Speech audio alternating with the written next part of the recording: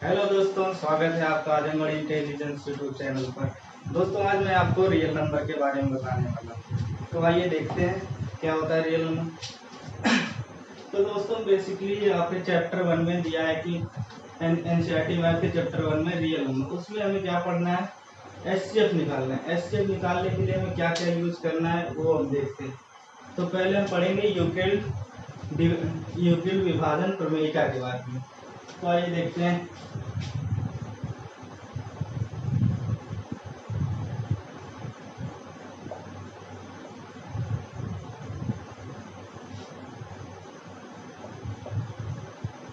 Euclid विभाजन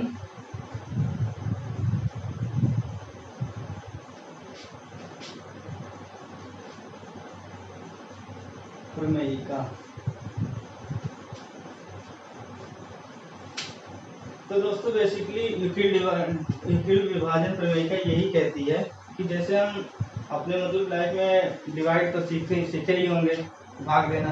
तो बस वही भाग देने की प्रक्रिया को ही वो बेसिकली समझाती है। तो कैसे समझाती है, आइए हम कुछ भाग करके देखते हैं, फिर समझते हैं क्या क्या होता है। जैसे हम एक पॉजिटिव इंटीजर लेते हैं, कोई सा भी पूर्णांक ले लेते हैं, जैसे मान लो 15 ले लेते हैं। 15 ले लेते हैं, इसे 2 से भाग करते हैं। ठीक है, जब 2 से भाग करते हैं तो ये कितनी बार जाता है, 7 बार जाता है।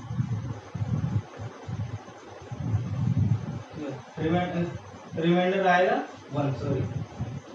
ठीक है, तो इसमें हमें क्या क्या मिलता है कि जो जिससे हम भाग देते हैं उसे तो हम कहते हैं भाजक, इंग्लिश में कहते हैं डिवाइजर। और जिसमें भाग देते हैं जैसे 15, उसे हम कहेंगे डिविडेंड, भाज्य। और जो हमें मिलता है जितनी बार भाग जाती है उसे हम कहते हैं भागफल, उसे कहते हैं इंग्लिश में क्वोशिएंट। अभी हम लिख के भी बताएंगे। और जो बाद में हमें बचता है भाग देने के बाद रिमाइंडर, उसे हिंदी में कहते हैं शेषफल।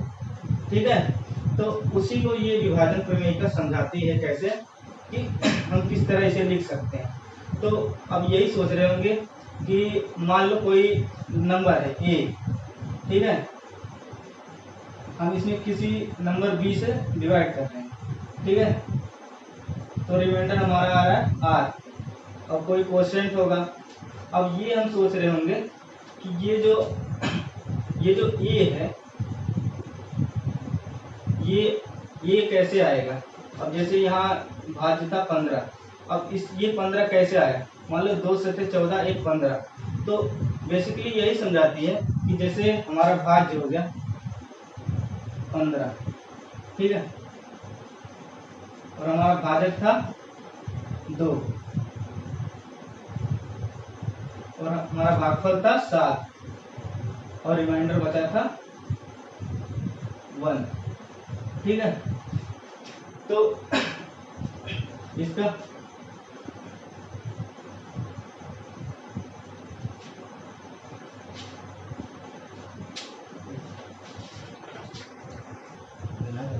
तो दोस्तों, हम इसे यूक्लिड विभाजन प्रमेयिका के रूप में लिखते हैं। कैसे लिखेंगे, आइए लिखते हैं। तो पहले होगा भाज्य,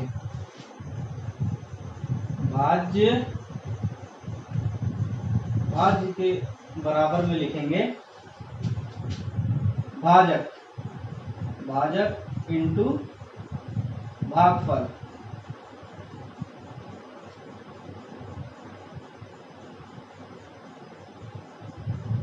भागफल प्लस शेषफल।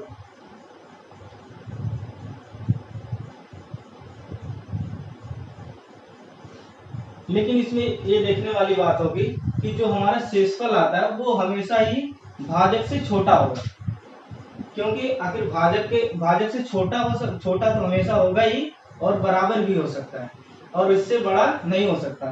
तो ये यूक्लिड विभाजन प्रमेयिका में ये कंडीशन है कि कंडीशन क्या है, भाग देने में भी आपको पता ही लगता होगा कि हमेशा जो शेषफल आता है वो भाजक से छोटा होता है, या तो बराबर होता है, या तो 0 होता है। तो हम इसको लिख देते हैं यहीं पे। जो शेषफल होता है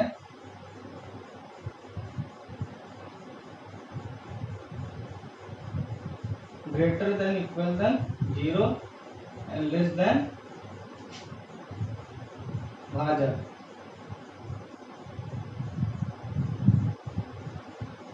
ठीक है, इंग्लिश में भी इसे लिख देते हैं, इंग्लिश वाले स्टूडेंटों को थोड़ा सा परेशानी हो रही होगी।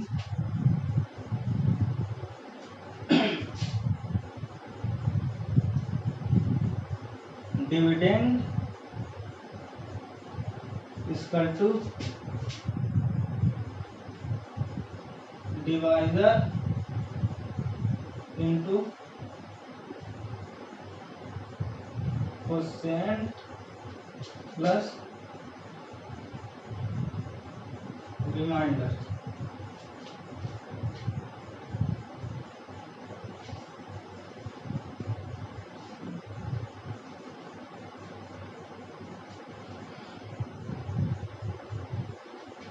इसे नोट कर लीजिएगा,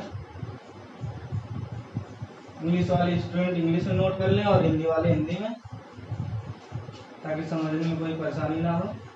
रिमाइंडर को हम आज से प्रदर्शित कर रहे हैं, उसे समझ लीजिएगा। और जो डिवाइजर होता है उसे स्मॉल डी से प्रदर्शित करते हैं, और जो डिविडेंड होता है इसे कैपिटल डी से, और क्वोशिएंट को तो जानते ही हैं, क्यू से एंड आर।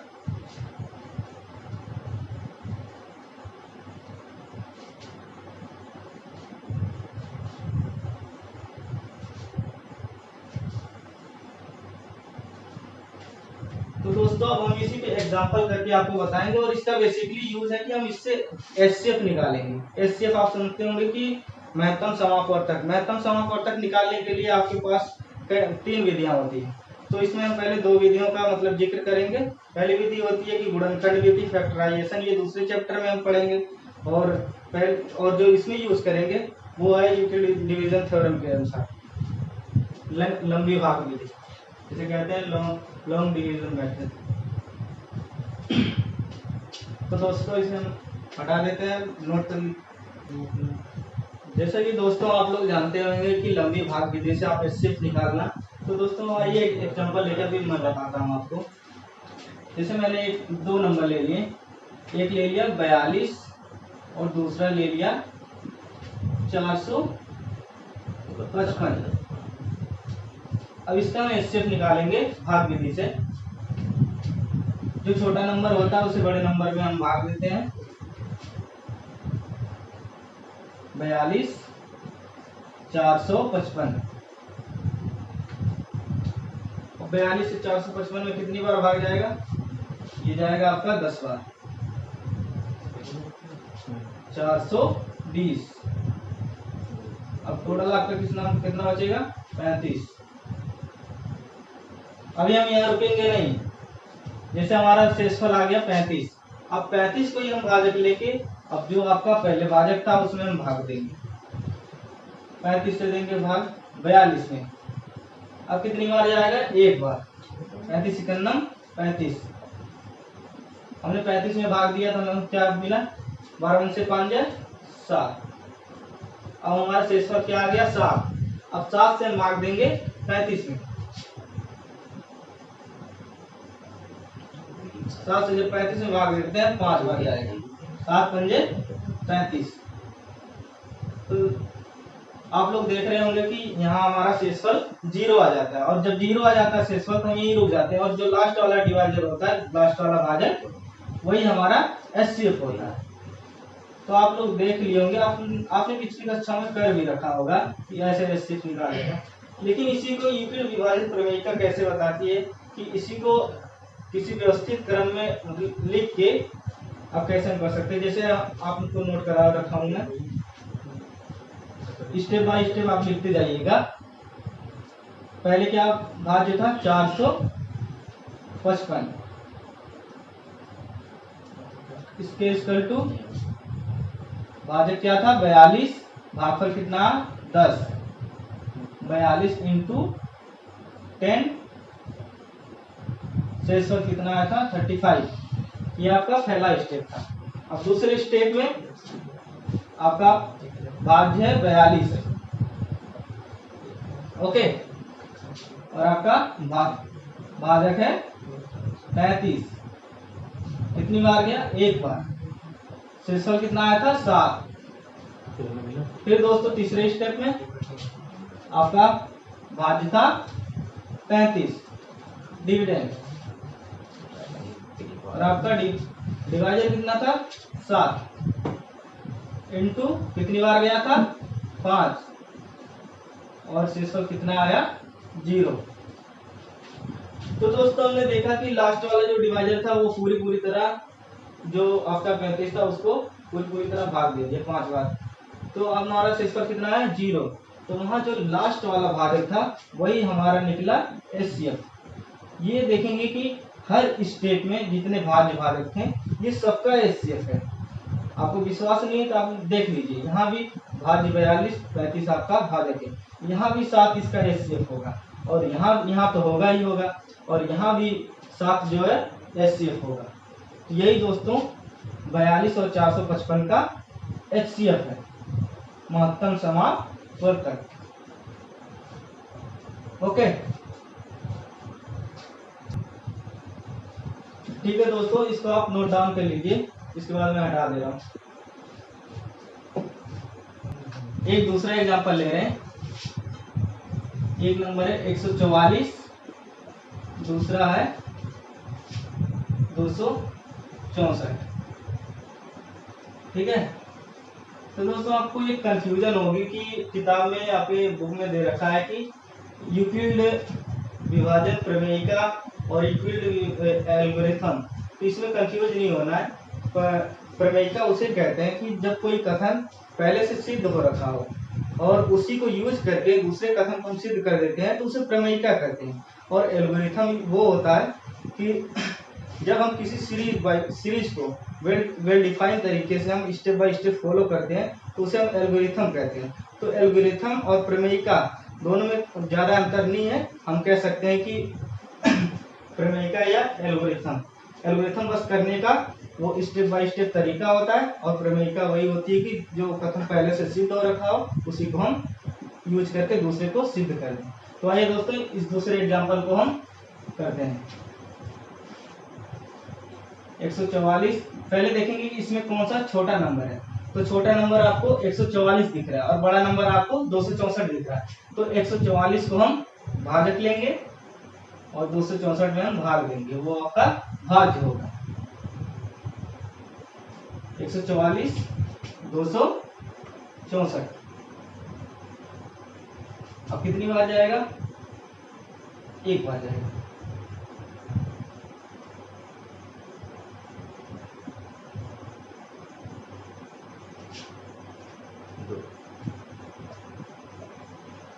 अब आपका जो पहले भाजक था वो आपका भाज्य बन गया, और जो शेषफल आया था वो आपका भाजक 144।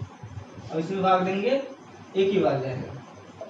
अब आपका आएगा 24, अब फिर देंगे 120 में, जो पहले आपका भाजक था वो भाज्य बन गया। 24 से भाग देंगे, जाएगा आपका 5 बार। तो आप लोग देख रहे होंगे कि यहाँ आपका शेषफल 0 आ गया। तो जो लास्ट वाला आपका भाजक था वही आपका निकलकर एचसीएफ आ गया। अब हम इसी को यूक्लिड विभाजन प्रमेयिका के रूप में लिखेंगे। कैसे लिखेंगे, स्टेप बाय स्टेप। हमने पिछले एग्जाम्पल को भी लिखा था, अब इसको भी लिख रहे हैं, तो नोट करते जाइएगा, और समझ आखिर कहीं ना समझ में आए तो आप कमेंट में कमेंट कर दीजिए। और दोस्तों आपसे उम्मीद करता हूँ कि आप इसे ज़्यादा से ज़्यादा लाइक करेंगे और शेयर करेंगे। 264 आपका भाज्य था, 144 आपका भाजक, 144 इंटू आपका भागफल था 1 प्लस शेषफल था आपका 120। ठीक है, अब दूसरे स्टेप में आते हैं। दूसरे स्टेप में 144 आपका भाज्य और 120 आपका भाजक, फिर आपका भागफल एक ही आया था प्लस शेषफल लेकिन 24 आया। और तीसरे स्टेप में 120 आपका भाज्य था और 24 आपका भाजक, और 5 बार गया और शेषफल आपका 0 आया। यूक्लिड विभाजन प्रमेयिका बस इसी को कहती है कि भाज्य किसके इक्वल है। आखिर जो हम भाग दे रहे हैं भाजक से भाज्य में, तो भाज्य जो है किसके इक्वल है, तो वही भाज्य किसके इक्वल है, भाजक इंटू भागफल प्लस शेषफल की। तो वही स्टेप हम बार बार लिख रहे हैं, जो इस सिंपल वे में हम कर रखे हैं, इसी को स्टेप बाय स्टेप हम लिख दे रहे हैं। जो लास्ट वाला स्टेप में जो आपका भाजक था वही आपका HCF होगा। तो 24 आपका लास्ट वाला भाजक था। तो दोस्तों यही आपका HCF निकल गया। तो आप, मुझे उम्मीद है कि आप लोग बेहतर तरीके से समझ गए होंगे कि कैसे निकालेंगे यूक्लिड विभाजन प्रमेय का यूज करके। कुछ नहीं है, ये आप लोग पिछली कक्षा में कर रखे होंगे, बस आप लोग यूक्लिड विभाजन प्रमेय से परिचित नहीं थे, तो मैंने आपको परिचित करा दी। और आपको जो समझ में ना आया है वो कमेंट सेक्शन में आप कमेंट कर दीजिएगा।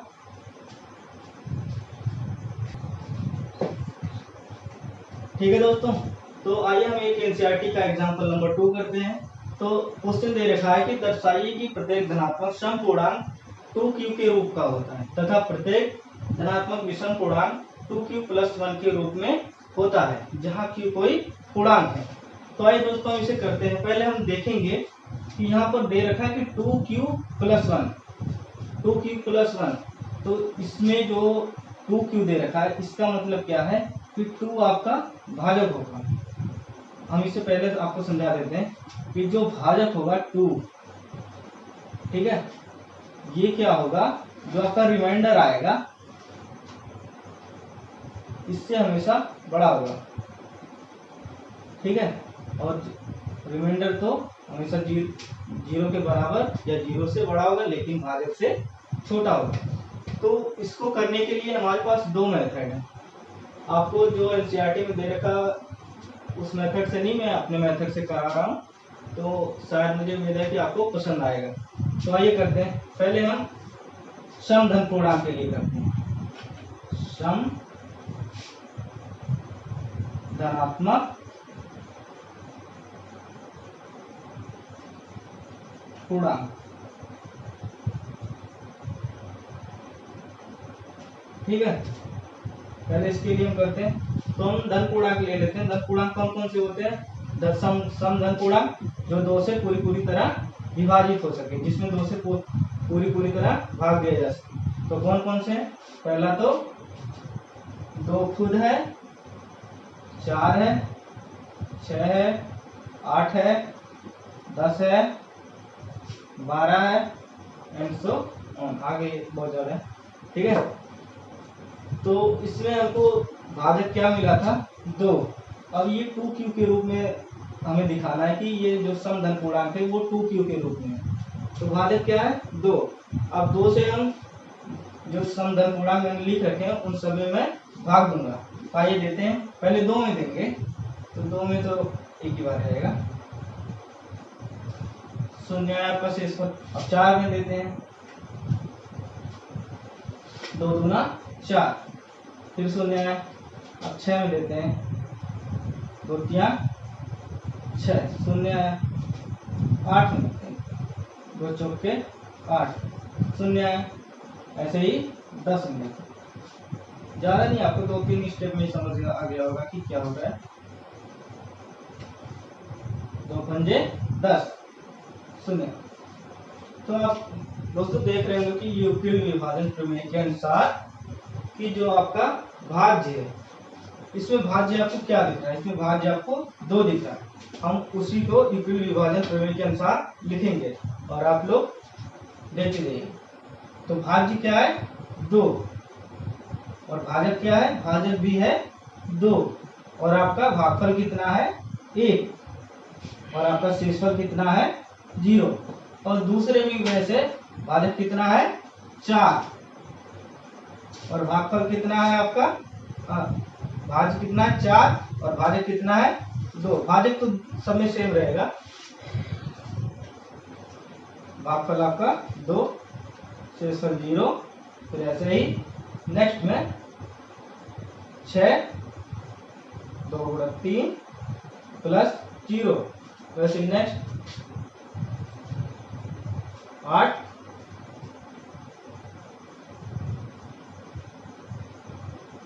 और इससे नेक्स्ट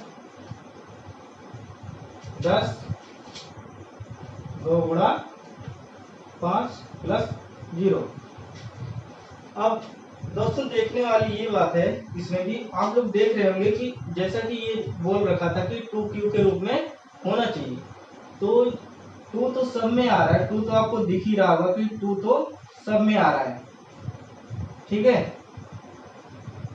बस हमें क्या चेंज मिल रहा है, ये चेंज मिल रहा है, 1 है, 2 है, 3 है, 4 है, तो 2 को तो हम ऐसे ही लिख लेंगे 2, और जो चेंज हो रहा है वो क्या है, आपका इंटीजर है, धन पूर्णांक है, हम इसको कोई सा भी ले लेते हैं, क्यू दे रखा है तो हम इसको क्यू ही लिखेंगे, और शेषफल आपका 0 आ रहा है, तो 0 का कुछ तो मतलब है नहीं, तो इसको हम किसके रूप में लिख सकते हैं, तो हम इसको 2q की फॉर्म में लिख सकते हैं, क्योंकि आपका कोई भी शेषफल नहीं आया, तो आपका 2 भाजक था, 2 को हमने ऐसे ही लिखा, जो नंबर चेंज हो रहा है तो उसकी जगह हमने क्यू कोई ले लिया, क्यू को कुछ भी लिख सकते हैं, 1 2 3 4 5 6, तो ये आपका 2q के रूप में आ गया, तो समधन पूर्णांक को हम 2q के रूप में लिख सकते हैं, ठीक है,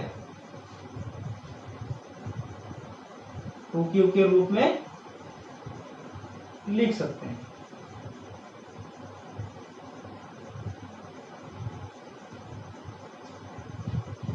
ठीक है दोस्तों, तो दोस्तों हमने समधन पूर्णांक का कर लिया है, और आप आइए आगे आपको विषमधन पूर्णांक की ओर ले चलते हैं।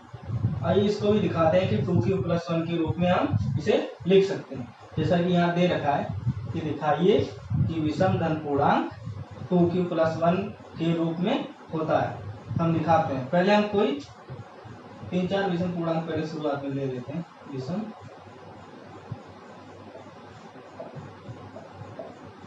धन पूर्णांक कौन कौन से, 1 3 5 7 9, आगे ऐसे ही चलते चले जाएंगे, ठीक है। तो इसमें भी दे रखा है आपका 2q की फॉर्म, 2q + 1 की फॉर्म में होना चाहिए, मतलब इसी के रूप में हमें प्राप्त होना चाहिए, ठीक है। तो आपको यहाँ भी आपको डिवाइजर जो है 2 दिख रहा है कि 2 से हमें भाग देना, ये आपका शेषफल है यहाँ पर, क्योंकि यहाँ पर कोई भी मतलब हमें शेषफल नहीं दिख रहा था यूक्लिड विभाजन प्रमेय के अनुसार, लेकिन यहाँ हमको एक शेषफल दिख रहा है। तो अब हम देखेंगे कि जो आपका रिमाइंडर होगा वो तो हमेशा ही 0 के बराबर या 0 से बड़ा होगा, लेकिन आपके डिवाइजर से छोटा होगा। डिवाइजर कितना है आपका, 2, ठीक है। और आगे हम करते हैं इसे, फिर हम वही प्रक्रिया करते हैं जैसे कि हमने समधन पूर्णांक में किया था, कि जो भाजक आपका 2 है उसी से हम सब में भाग देंगे बारी बारी से। तो आइए देते हैं, पहले 1 में देंगे, 0 बार गया, शेषफल देता है। 3 में देते हैं,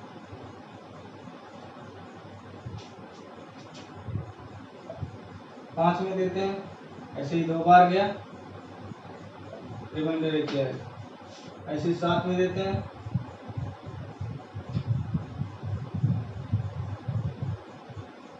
ठीक है। ऐसे ही करते चले जाएंगे, सबका वही नतीजा निकलेगा। आइए इसको हम लिख लेते हैं, फिर आपको समझ में आ जाएगा कि ये 2q + 1 के फॉर्म में क्यों होता है।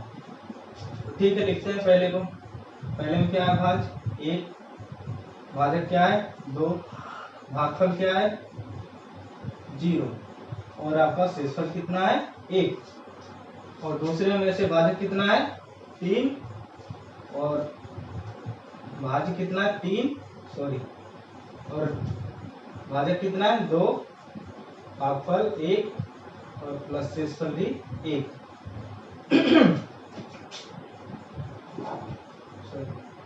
5 2 2 1। अब ऐसे ही चौथे में 7 2 3 + 1। जैसा कि आप देख रहे होंगे कि चारों में आपका भाजक सेम है, जैसे कि यहाँ दे रखा है कि 2q, हमारा सेम है सब में, तो हम इसको जैसे का ऐसे लिख सकते हैं 2, और चेंज किस में आ रहा है, जो हमारा भागफल है। भागफल क्या है यहाँ पहले 0 1 2 3, तो ऐसे चेंज आ रहा है। हम कोई सा भी मतलब एक चर संख्या ले लेंगे, मान लो यहाँ क्यू दे रखा है तो क्यू ले लेगा, ये कोई धन पूर्णांक, और शेषफल हमेशा 1 आ रहा है तो ये तो 1 ही रहेगा। तो जैसा कि आप लोगों को दिख गया होगा, ये 2q + 1 की फॉर्म में हर बार आता चला जा रहा है, तो हम इसको 2q + 1 की फॉर्म में लिख सकते हैं, के रूप में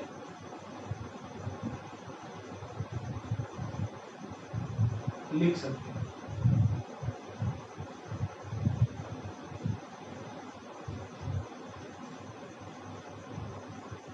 ठीक है दोस्तों, इसको नोट डाउन कर लीजिएगा और फिर हम आगे बढ़ते हैं।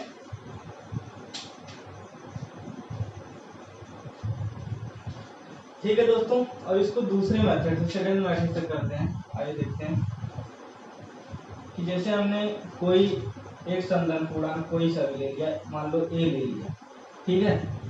अब हमें क्या मिला था, यहाँ डिवाइजर 2 मिला था, तो समधन पूर्णांक हम a ले रखे हैं। अब इसको मान लो 2 से भाग करते हैं, तो यहाँ आपका कोई मतलब कुछ क्वोशिएंट आएगा, कोई भागफल आएगा और रिमाइंडर भी कुछ आएगा आपका, ठीक है। तो हम इसको किस तरह लिख सकते हैं, जैसे आपका भाग, यहाँ पर आपका भाजक जो है 2 है, तो शेषफल कितना आ सकता है, शेषफल पूर्णांक संख्या ही आएगी, 0 आ सकता है, 1 आ सकता है, 2 आ सकता है, 0 1 बस कितना ही आएगा, ठीक है। तो हम इसको लिख लेते हैं कि r की जगह हम एक बार 0 लिखेंगे, एक बार 1, और क्या होता है वो देखेंगे। यहाँ 2, इसको इसमें गुणा करेंगे, जैसा कि यूक्लिड विभाजन प्रमेय क्या कहती है, ठीक है। 2q प्लस पहले जो रिमाइंडर आया 0, और ये जो आपका धन पूर्णांक ये ले रखा है, ठीक है। अब दूसरा इसी का फॉर्म a = 2q + 1, ठीक है।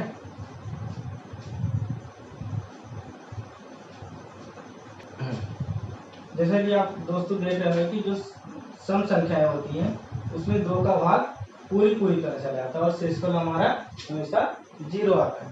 तो इसमें क्या हो रहा है कि हमारा शेषफल 0 आ रहा है। यहाँ शेषफल के 2 संभावनाएं थी, एक था 0, एक था 1, लेकिन जो सम संख्याएं होती हैं उसमें 2 से भाग देने पर हमारा शेषफल 0 आता है। तो ये कंडीशन तो हो गई आपकी गलत, तो हमारी यही कंडीशन सही होगी। तो हम इसको जो हमने ले रखा था समधन पूर्णांक, तो हम इसको 2q की फॉर्म में लिख सकते हैं। ये थोड़ा सा लेंदी मैथड है, आपको समझ में नहीं आया होगा, लेकिन मैं फिर से आपको समझाने की कोशिश करूंगा। एक बार 2q की फॉर्म में लिख सकते हैं। तो दोस्तों ने किया कुछ नहीं है, सब ऐसे ही था जैसा कि हमने एक समधन पूर्णांक a ले रखा है, मान लो a ले रखा है, तो यहाँ पर हमारा भाजक था 2, हमने 2 से a में भाग दिया, मान लो कुछ भागफल आया q और रिमाइंडर कुछ आया r, और यहाँ जैसा कि भाजक 2 है तो 2 जब होगा तो आपका शेषफल 0 आ सकता है या तो 1 आ सकता है, इससे छोटा ही आएगा 2 से, और 2 के बराबर नहीं आएगा, ना तो इससे बड़ा आएगा। तो हम इसमें 2 संभावनाएं हैं 0 और 1, तो हम इसको यूक्लिड विभाजन प्रमेय के अनुसार लिख लेते हैं। फिर हम देखते हैं कि जो सम संख्याएं होती हैं उनकी जो डेफिनेशन है कि सम संख्याएं वे होती हैं जिनमें हम 2 से पूरी तरह भाग दे सकें। भाग देने का पूरी तरह मतलब है कि शेषफल आपका 0 आए, तो यहाँ आपका शेषफल 0 आ रहा है, यहाँ आपका 1 आ रहा है, तो ये वाली आपकी सरासर गलत है, तो ये वाली आपकी सही है। तो इसका 0 का तो मतलब कुछ हुआ नहीं, तो a = आपका 2q ही होगा, तो हम इसको 2q के रूप में लिख सकते हैं।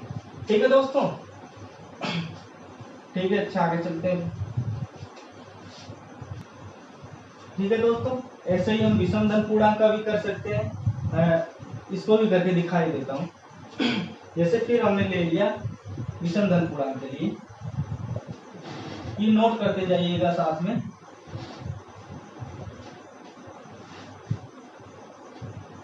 ये आपके बुक में एग्जाम्पल दे रखा होगा, लेकिन आपको समझना जरूरी है, रटना नहीं है, ठीक है। तो विषम धन पूर्णांक के लिए हम फिर एक कोई सही इंटीजर ले लेते हैं। मान लो हमने फिर ए ले लिया, ठीक है। अब इसको फिर उसी की तरह मान लो डिवाइजर आपका 2 दे रखा है, ठीक है। 2q + 1 आपका जो है डिवाइजर 2 है, आपका शेषफल 0 और 1 ही आएगा, ठीक है। 2 कंडीशन आपकी आएंगी।